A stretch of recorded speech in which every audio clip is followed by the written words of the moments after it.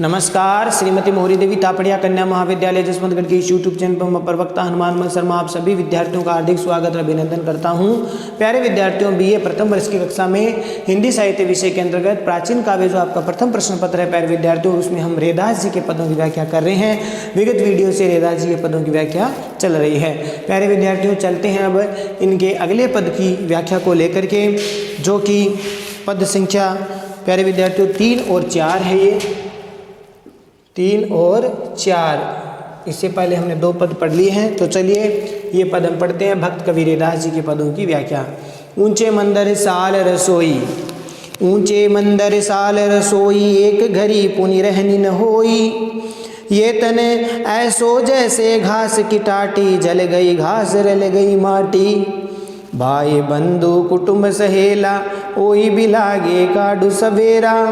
घर की नारी डरई तन लागी, वह तो भूत भूत कई भागी।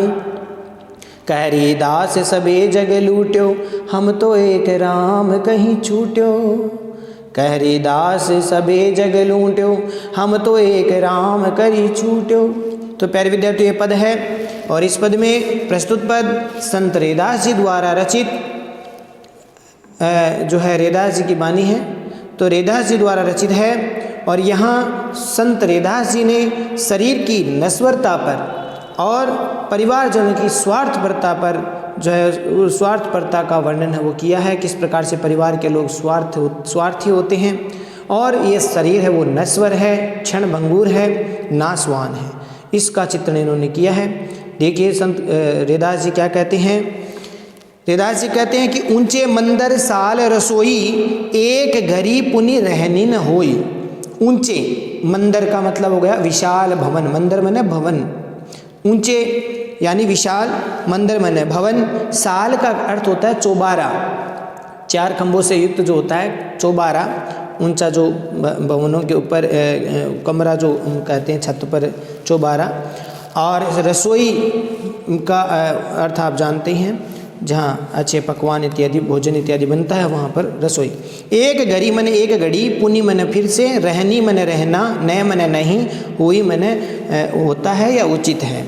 देखिए प्यारे विद्यार्थियों, यहाँ रेदास जी कहते हैं कि यदि विशाल भवन और चौबारे में रहने को तथा रसोई में अच्छे अच्छे भोजन पकवान खाने को भी मिले, ऐसा अवसर मिले, तो भी रेदास जी कहते एक घड़ी पुनि रहनी न होई, यानी ऐसा अवसर मिले कि अच्छे अच्छे विशाल भवनों में रहने की सुविधा मिले, रसोई में अच्छे अच्छे पकवान मिले, भोजन मिले, तो भी उसमें एक क्षण के लिए भी रहना उचित नहीं है। एक घड़ी पुनि रहनी न, एक घड़ी भी वहाँ पर रहना उचित नहीं है, एक क्षण भी वहाँ रहना उचित नहीं है। क्योंकि ये शरीर क्या है, ये भौतिक सुख सुविधाएं क्या है, नाशवान है, ये क्षणिक है। ये जो भौतिक सुख विलास है ये सब क्षणिक है, संसार नाशवान है, और इसलिए हमें नाशवान शरीर का क्योंकि हमें त्याग करना पड़ेगा, और तब ये सारा सब चीज़ें भौतिक सुख सुविधा सब यहीं रह जाएगी। इस बात का यहाँ पर जिक्र किया है रेदास जी ने। ठीक है प्यारे विद्यार्थियों, और क्या है, ये तन ऐसो जैसे घास की टाटी, जल गई घास रल गई माटी। ये तन मैंने ये शरीर ऐसा जैसे घास की टाटी, जैसी घास की टाटी या पर्दा जो होता है घास फूस की, जो छप्पर इत्यादि बनते हैं उससे, तो उस घास की टाटी घास फूस की तरह है। ये शरीर कैसा है, घास की टाटी के समान है। और जल गई घास, और ये अंत में जल जाएगी घास, ये घास है वो जल जाएगी। और रली गई माटी, और ये घास जल करके गल करके अंत में रली गई का मतलब हो गया मिल गई, इसमें माटी माने मिट्टी में। तो इस प्रकार से ये शरीर रूपी जो घास है, ये शरीर घास के समान है, घास की टाटी के समान है, जो जल करके गल करके एक दिन नष्ट हो जाएगी, मिट्टी में मिल जाएगी। उसी प्रकार से हमारा शरीर नश्वर है, क्षणभंगुर है, एक दिन हमारा शरीर इसी प्रकार से घास की टाटी के समान इस मिट्टी में मिल जाएगा। इसीलिए शरीर क्या है, क्षणिक है। ये सांसारिक सुख भोग भी क्षणिक है, से शरीर नाशवान है, क्षणभंगुर है। आगे रेदास जी कहते हैं, भाई बंधु कुटुंब कबे सहेला, और ओई भी लागे काडू सबेरा। प्यारे विद्यार्थियों, भाई बंधु बांधव, कुटुंब मन परिवारजन, सहेला मन साथीगण या मित्र, ओई माने वे भी क्या कहते हैं कि इस मुर्दे को मृत शरीर को भी लागे मने लगते हैं, काढ़ू मने निकालना, काढ़ू मने निकालना, सवेरा मने शीघ्र ही। यानी जो भाई बंधु मित्र परिवारजन के लोग हैं, परिवारजन और मित्र या साथीगण हैं, वे भी इस मुर्दे को देख करके कहते हैं कि इस मुर्दे को शीघ्र ही घर से बाहर निकालो। मरने के बाद उसको घर पर नहीं रखते और ये सबको जल्दी होती है कि जल्दी से जल्दी इस मृत शरीर को यहाँ से बाहर निकालो, शमशान ले जाओ। तो इस प्रकार से ये जो भाई बंधु, यहाँ पर स्वार्थपरता की बात बताई जा रही है कि भाई बंधु कुटुंब परिवार साथीगण सब कोई उस मुर्दे को बाहर घर से बाहर निकालने की शीघ्रता करते हैं। घर की नारी डरे तन लागी, वह तो भूत भूत कर भागी। जो स्त्री हृदय से शरीर से लग लग करके प्रेम का जताती थी, प्रेम करती थी, वह स्त्री ही उस मुर्दे को देखकर, मृत शरीर को देख करके दूर भागती और भूत भूत कहती है। कि घर की नारी मने घर की स्त्री, डरी मने डरती है, तन लागी मने शरीर से हृदय से लगती, जो लग करके प्रेम जो दर्शाती थी वही स्त्री, वह तो भूत भूत कर भागी, वह तो भूत भूत करके भागी मन भाग जाती है, तार दूर भागती है। जो स्त्री इतना प्रेम दर्शाती है और वह भी उस मृत शरीर को देख करके भूत भूत कह करके भाग जाती है, चिल्लाती है, भागती है। कह रेदास सबे जग लूट्यो। रेदास कवि कहते हैं इस प्रकार से इस माया ने, विषय आसक्तियों ने, इस माया जाल ने इस सारे संसार को जग लूट्यो मने संसार को लूट्यो मने लूट लिया है। रेदास कवि कहते हैं इससे सारे मनुष्य है वो इस माया जाल में फंस करके लूटे हुए से महसूस करते हैं या लूट जाते हैं। और हम तो एक राम करी छूट्यो। रेदास कवि कहते हैं केवल हम तो केवल राम राम कह करके, हम तो कहीं मने कह करके छूट्यो मने मुक्त हो गए हैं इस बंधन से। तो हम तो केवल राम राम कह करके क्या हो गए, राम की भक्ति करके बच गए हैं, ठीक है ना, मुक्त हो रह गए हैं। तो राम की भक्ति से ही क्या होता है, मुक्ति मिलती है। इसीलिए राम का स्मरण करो तो ये माया का प्रभाव उस पर नहीं पड़ता। तो ये स्वार्थ संबंध जो है, हमारे परिवार के जो लोग हैं ये सब स्वार्थी संबंध है। वो उस भजन में मैंने एक दिन बताया भी था, झूठा माय रे बाप झूठो कुटुंब परिवार, झूठा कूटता छाती। झूठा माय रे बाप झूठो सकल परिवार, झूठा कूटता छाती। झूठा कूटता छाती जैसे ओसरा मोती, झोंका पवन का लग जाए, झपका पवन का लग जाए, काया गार सी काची, काया तेरी गार सी काची, काया धूल हो जासी। मत कर माया रो अभिमान, मत कर काया रो अभिमान, काया दूर हो जासी। तो बहुत सुंदर भजन, इस भजन में यही बात बताई है प्यारे विद्यार्थियों कि ये सब परिवार रिश्ते नाते सब स्वार्थ के ही हैं। ठीक है, सांसारिक जीवन है तो उस जीवन में सारे कर्तव्यों को तो पूरा करना ही चाहिए, लेकिन उसमें आसक्त नहीं रहना चाहिए। यही संत कवि हमें निर्देश देते हैं, प्रेरणा देते हैं कि इसमें आसक्त मत रहो, हरि का स्मरण करते रहो। ठीक है प्यारे विद्यार्थियों, तो ये था इस पद का अर्थ। विशेष वाले पॉइंट में आपको लिखना है, मनुष्य को स्वार्थी संबंधों में कि माया जाल में नहीं फंस करके ईश्वर की सच्चे भाव से भक्ति करनी चाहिए। मनुष्य के स्वार्थी जो संबंध है ये सब यहीं रह जाएंगे, ये सब स्वार्थी संबंध है। ऐसे माया जाल में न फंस करके ईश्वर की भक्ति सच्चे मन से करनी चाहिए। अलंकारों की बात करें तो प्यारे विद्यार्थियों, अनुप्रास उदाहरण, अनुप्रास उदाहरण और काव्यलिंग अलंकार का प्रयोग इसमें किया गया है। ठीक है, तो इस प्रकार से ये पद हुआ। अगला पद देखिए, किहि विधि सुम अब सुमिरो रे अति दुर्लभ दीन दयाल। किहि विधि अब सुमिरो रे अति दुर्लभ दीन दयाल, मैं महाविषयी अति आतुर कामना का जाल। कहाँ बाहर डिम्ब किए हरि कनक कसोटी हारे, बाहर भीतर साखी तू मैं कियो शशि अंधियारे। कहाँ कहो भयो बहु पाखंड किए, हरि हृदय सुपन न जान, ज्यों दारा विचारिणी, ज्यों दारा विचारिणी, विमुख पतिव्रतयान। मैं हृदय हरि बैठो हरि, मैं हृदय हरि बैठो हरि, मोपे सरयो नए को काज, भाव भगति रे दास रे, प्रतिपल करि मोहियाज, भाव भगति रे दास रे, प्रतिपाल करि मोहियाज। किहीं विधि अब सुमिरो रे, अति दुर्लभ दीन दयाल। प्यारे विद्यार्थियों, इस पद में भी देखिए वेदास जी सांसारिक जो विषय आसक्तियों से दूर रहने की और ईश्वर भक्ति ही सबसे श्रेष्ठ है, इस भाव की बताने की कोशिश की है। और सांसारिक मोह माया में फंसी हुई जो मनोवृत्ति है, मनुष्य की जो गति है, उसका वर्णन किया है। संत रैदास जी कहते हैं कि किहीं विधि मैंने किस प्रकार से, किहीं विधि अब सुमिरो रे, अति दुर्लभ दीन दयाल। किहीं मैंने किस प्रकार से, विधि मैंने प्रकार, किहीं मैंने किस और विधि मैंने प्रकार, किस प्रकार से अब मैं सुमिरो मैंने सुमिरन करूँगा, अनुसरण करूँगा, अनुरक्त होऊंगा। रे अति दुर्लभ, अत्यधिक दुर्लभ हो, कठिन हो, दीन दयाल, हे दीन दयाल, हे दिनों पर दया करने वाले दयाल, दिनों पर दया करने वाले राम। तो ये रैदास कवि कहते हैं कि हाँ, हे दिनों पर दया करने वाले दीन दयाल राम, मैं तुम्हारा अनुसरण कैसे करूं, कैसे तुम्हारी स्मरण करूं, तुम्हारा भक्ति करूं, क्योंकि तुम तो अत्यधिक दुर्लभ हो, तुम हो अति दुर्लभ रे, अति दुर्लभ, तुम बहुत ही दुर्लभ हो, कठिन हो, इसलिए किस प्रकार से मैं आपका स्मरण कर सकता हूँ।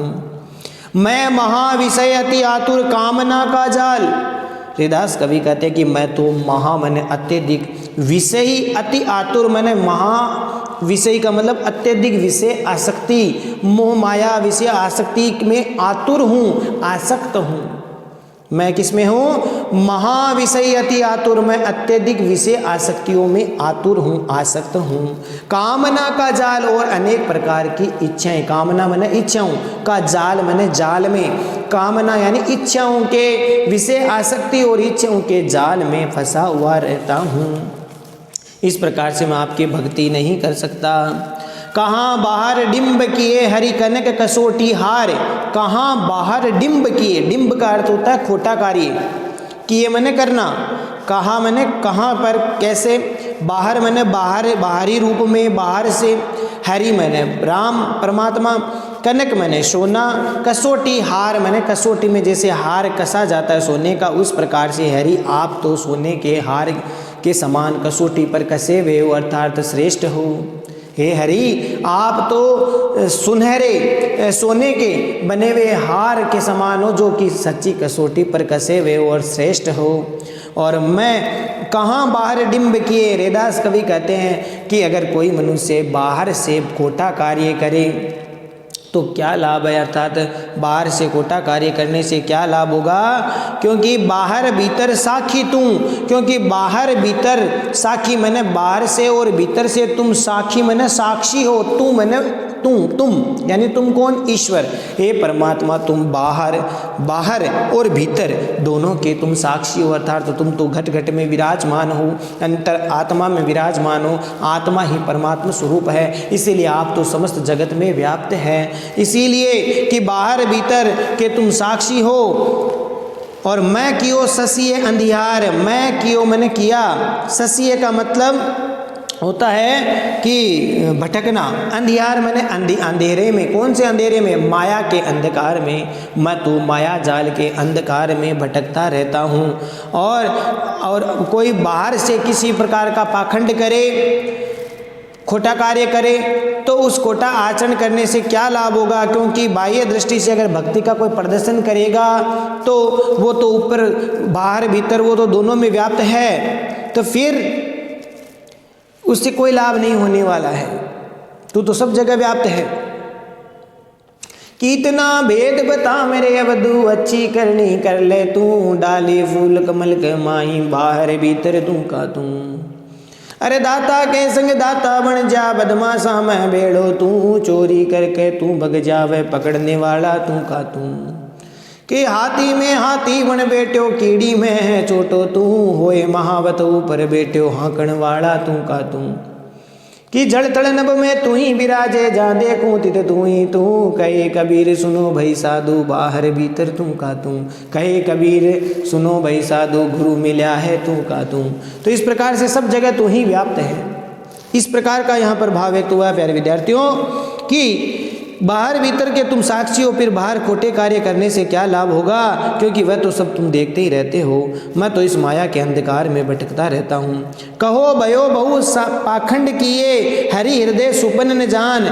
कहो मैंने कहिए, भयो मैंने करने पर या होने पर, बहु मैंने अत्यधिक, पाखंड किए मैंने पाखंड का कार्य करने से फिर क्या लाभ है, क्योंकि आप तो बाहर भीतर दोनों में व्याप्त हो। तो फिर बाहर से भक्ति का दिखावा करने का जो पाखंड किया जाता है, वो भक्ति का बाहर पाखंड करने से क्या फायदा है, उससे ईश्वर की प्राप्ति नहीं हो सकती। हरि हृदय सुपन न जान। रैदास कवि कहते हैं कि मैं तो विषय आसक्तियों में पढ़कर, माया के जाल में पढ़ कर के हरि को हृदय में, स्वप्न में भी न जान मैंने नहीं जानता, अर्थात स्वप्न में भी सुमिरन नहीं करता। हरि हृदय सुपन न जान, यानी ईश्वर को मैं तो माया के आवरण में भटक करके, उस माया के अंधकार में भटक करके मैं विषयासक्ति में रत रह करके ईश्वर को स्वप्न में भी स्मरण नहीं करता, उनको याद नहीं करता। तो ज्यों दारा वे विचारणी विमुख पतिव्रत आन। ज्यों मैंने जैसे दारा मैंने स्त्री, वे भी चारणी मैंने वे भी चारणी, जो पराये पुरुषों से संबंध रखती है, भौतिक संसाधनों की प्राप्ति के लिए, पैसों की प्राप्ति के लिए जो पराई पुरुषों से संबंध करती है, ऐसी वे भी चारणी, वेश्या जो कहते हैं जिसको। तो ज्यों दारा वे विचारणी विमुख पतिव्रतान, जो विमुख होती है, विरुद्ध होती है। पतिव्रत मैंने पतिव्रत धर्म से, आन मैंने मर्यादा, पतिव्रत धर्म की जो मर्यादा है उससे जो विमुख रहती है, उसी प्रकार से मेरी स्थिति हो गई है। मेरी स्थिति उस स्त्री के समान हो, उस व्यभिचारिणी स्त्री के समान हो गई है, जो भौतिक संसाधनों की प्राप्ति के लिए अपने पतिव्रत धर्म की, पतिव्रत मर्यादा का, मर्यादा से वो जो विमुख हो जाती है, कलंकित करती है, अपनी पतिव्रत धर्म को कलंकित करने वाली है, उस व्यभिचारिणी स्त्री के समान मेरा जीवन है। मैं हृदय हरि बेट्यो हरि मोपे सरयो न काज। कवि कहते हैं कि मैं हृदय हरि बेट्यो हरि, कि मेरे हृदय में हरि मैंने परमात्मा बैठे हुए हैं। मैं हृदय हरि बैठो हरि, अर्थात मेरे हृदय में तो परमात्मा बैठे हुए हैं, और इस कारण से माया जाल के कारण मेरी बुद्धि हरि मैंने हरण कर लिया। दो हरि हरि शब्द आया है, एक हरि मैंने परमात्मा, एक हरि का मतलब हरण हो गया है, अर्थात मेरे हृदय में परमात्मा बैठे हैं। लेकिन ये चीज भी, परमात्मा बैठे हैं, ईश्वर जो है आत्म स्वरूप मेरे हृदय में विराजमान है, फिर भी मेरा क्या हो गया है, माया के कारण, विषय आसक्तियों में रत होने के कारण मेरी बुद्धि हर ली गई है, हरि मैंने हरण हो गया है। तो अब मोपे सरयो न काज, मोपे मैंने मुझसे, सरयो मैंने पूर्ण नहीं हुआ, न मैंने नहीं, एको मैंने एक भी, काज मैंने कार्य, अर्थात मेरे से तो एक भी कार्य पूर्ण नहीं हुआ। एक भी कार्य कौन सा, ईश्वर की स्मरण का कार्य मेरे से तो बिल्कुल भी नहीं हुआ, एक भी कार्य मैं पूर्ण नहीं कर सका। इस प्रकार से देखो दास्य भाव या समर्पित भाव से यहाँ पर बात कही जा रही है रैदास जी की, कि सांसारी विषय आसक्तियों में पढ़ करके इस प्रकार से मैं भटक रहा हूँ। इसके कारण क्या होता है, भटकने के कारण मेरा एक भी कार्य, ईश्वर स्मरण का जो एक भी कार्य वो पूर्ण नहीं कर पाता। फिर देखिए, भाव भगति रैदास रे प्रतिपल हरि मोहि आज। भाव भगति, रैदास कवि कहते हैं मेरी तो भक्ति भावों से भरी हुई है। रैदास कवि कहते हैं कि मेरी तो भक्ति भाव से भरी हुई है, मैं सच्चे हृदय से आपकी भक्ति करता हूँ। तो प्रतिपाल करी मोहि आज, प्रतिपाल मैंने रक्षा करना, करी मैंने करना, मोहि मोहि मैंने मेरी, आज मैंने आज, हे परमात्मा आप आज मेरी रक्षा कीजिए, अर्थात मेरी ईश्वर आज मेरा पालन करो, क्योंकि मैं आपकी शरण में हूँ, मेरा उद्धार करो, आप ही उद्धारक स्वामी हो, क्योंकि मेरी भक्ति क्या है, भावों से भरी हुई है। इसीलिए हे ईश्वर आप ही मेरे रक्षक हो, आप मेरा पालन करो, आप संपालन करता हो, आप मेरे पालन करो, मैं आपकी शरण में हूँ, आप ही उद्धार करने वाले स्वामी हैं। तो इस प्रकार से प्यारे विद्यार्थी इसका अर्थ हुआ। विशेष वाले पॉइंट में आप लिखना, ईश्वर सर्वज्ञ है, सर्वव्यापक है, इसका चित्रण किया गया है। ईश्वर क्या है, सर्वज्ञ है, सब जगह सर्वव्यापक है और उनके प्रति हमें हमारी भक्ति भावना कैसी होनी चाहिए, पवित्र होनी चाहिए। उसमें किसी प्रकार का पाखंड नहीं होना चाहिए, भगवान की भक्ति में पाखंड नहीं करना चाहिए। मनुष्य को सच्चे हृदय से ईश्वर का स्मरण करना चाहिए, ये बात लिख सकते हैं। और मनुष्य को विषय वासनाओं के प्रति अनुरक्त नहीं होना चाहिए, विषयासक्तियों की वासनाओं की तरफ अनुरक्त नहीं होना चाहिए, अपितु किसकी तरफ अनुरक्त होना चाहिए, ईश्वर के प्रेमानुरक्ति होनी चाहिए, उसमें परमात्मा के भक्ति में अनुरक्त होना चाहिए। अनुप्रास, काव्यलिंग और उपमा अलंकार का प्रयोग किया है इसमें। अनुप्रास अलंकार और कारण सहित बात बताए तो काव्यलिंग अलंकार और उपमा दी गई है तो उपमा अलंकार है। तो इस प्रकार से यहाँ पर यह अलंकार है, अनुप्रास, काव्यलिंग, उपमा अलंकार का प्रयोग हुआ है। तो प्यारे विद्यार्थियों, आशा करता हूँ ये दोनों पद आपको समझ में आ गए होंगे।